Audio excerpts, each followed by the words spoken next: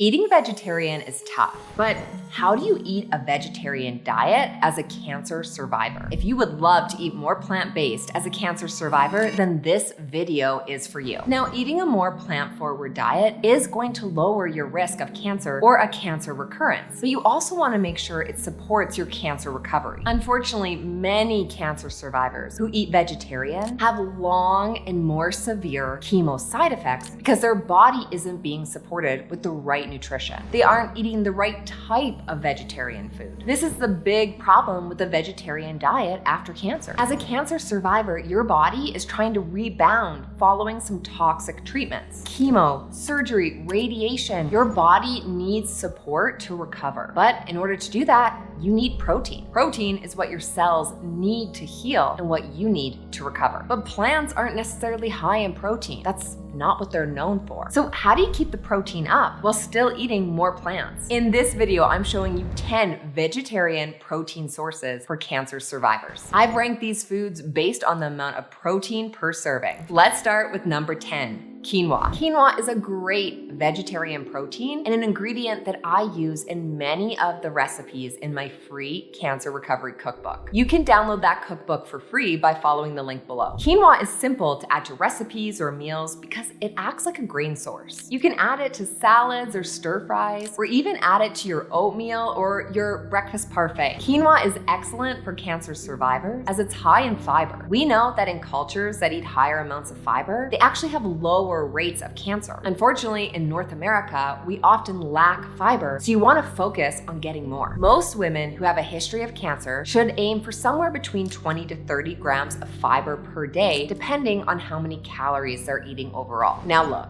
increasing your fiber sounds great in theory, but you need to go slow and steady. If you increase your fiber too quickly, you can get bloating, cramping, and gas. No one needs that after cancer. So start working in quinoa and other high fiber foods slow and steady. Quinoa is also a complete protein. This means that it contains the essential amino acids that we need to live and function. This makes it really appealing to include it regularly in your diet. It's also great for cancer survivors as it's high in iron. Now, many cancer survivors struggle with low iron levels. You've likely undergone surgeries and blood draws, which can both bring your iron levels down. Also, just undergoing long-standing treatments can result in low iron levels. But quinoa is gonna help you correct that. Okay, but on to number 9. Tofu. Despite widespread rumors online, tofu is completely safe for cancer survivors. In the past, there was a theory that tofu or soy would act like estrogen in your body. Soy is often referred to as a phytoestrogen. It has a similar chemical structure, but not the same, to the estrogen that's naturally circulating in your body. Similar, but not the same. The idea at the time was that if you ate soy or tofu, it would increase your hormone levels. If you ate it, it would raise your hormone levels and fuel cancer. Some people will even go as far as to tell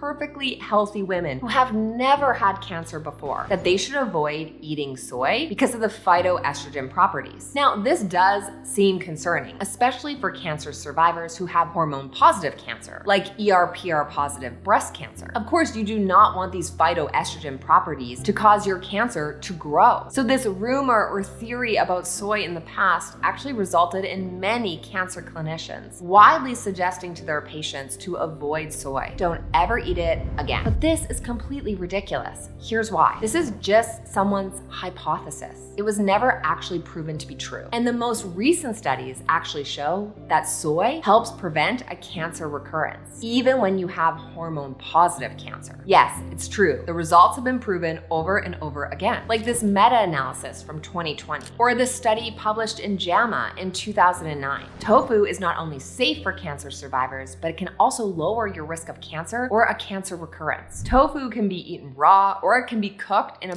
bunch of recipes because it's gonna take on the flavor of whatever it's with. You can include it in stir fries, bake it, or put it in your air fryer. There are lots of options. It's really a blank canvas that you can use in many recipes. Okay, but on to number 8.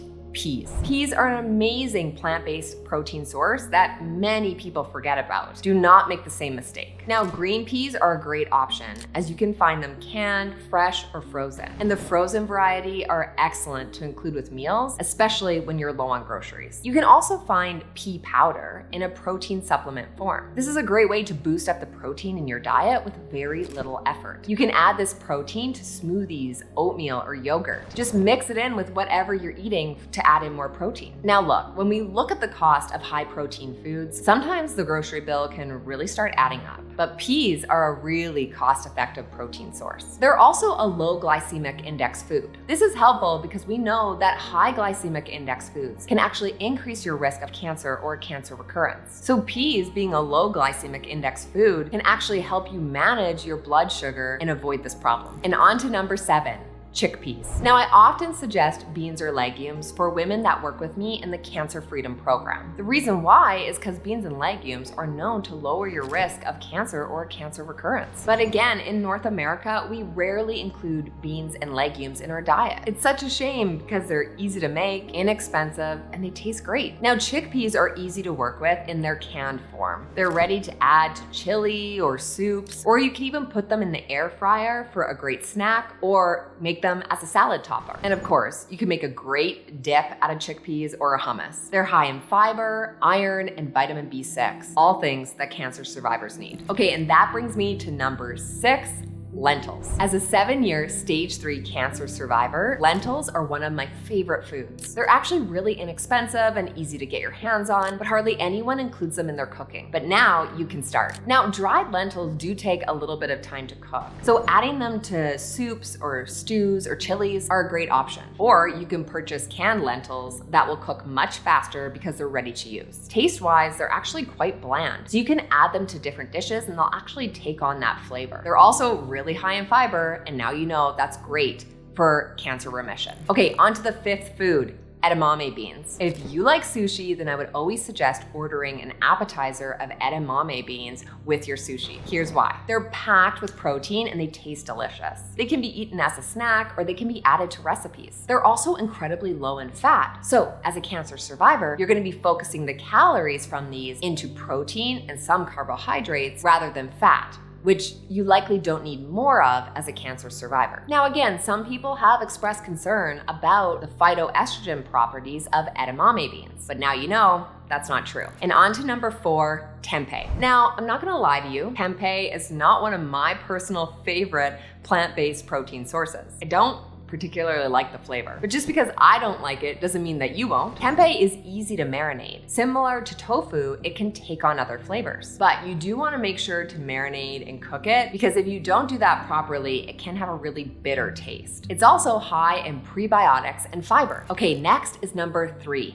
Peanuts. Okay, peanuts are incredibly high in protein, but you do need to be careful here. Peanuts are also high in calories and high in fat. This can be a problem for cancer survivors. After cancer and cancer treatment, most women gain weight. Now, there are a variety of reasons as to why this happens, but eating foods that are really calorie dense, like peanuts, can be part of the problem. Now, peanuts can be enjoyed on their own, or you can add in nut butter varieties to different recipes. And next up is number 2, hemp seeds. Hemp seeds are great to add to your cereal, your yogurt, or even on top of salads. You can also buy hemp milk to add to your cooking or just have it on its own. They're also high in essential fatty acids, which are great for cancer survivors, and it helps build up your immunity cells. But again, it's a rather calorie-dense food, so you're gonna wanna watch out for how much you're eating on a daily basis. And the last plant-based protein source, and this has the highest amount of protein per serving. This is where you're really gonna get a big amount of protein with very little effort. Number 1 is seitan. Seitan is an isolate gluten found in wheat. It's then shaped, cooked, and seasoned as a meat substitute. And you can add this to a variety of dishes. It's easy to find in grocery stores and add it to your meals. It's best if you can cook it through moist types of cooking. This would be like stewing or simmering when you cook it. That will really ensure that the flavors are trapped in. If you do choose to use a dry cooking method like frying, then you'll want to make sure it's cooked quickly so it doesn't dry out and become chewy. Now, seitan does have a meat-like texture. It's also low in fat and low in carbohydrates, so you're really just focusing on the protein here, which is exactly what you need as a cancer survivor. Okay, so now that you know my top 10 plant-based protein sources for cancer survivors, the next thing that you need is my cancer-fighting salad. This is plant-based and incredibly delicious. That's exactly why I'm linking up this next video for you here. Click the link here. I'll see you in the next video.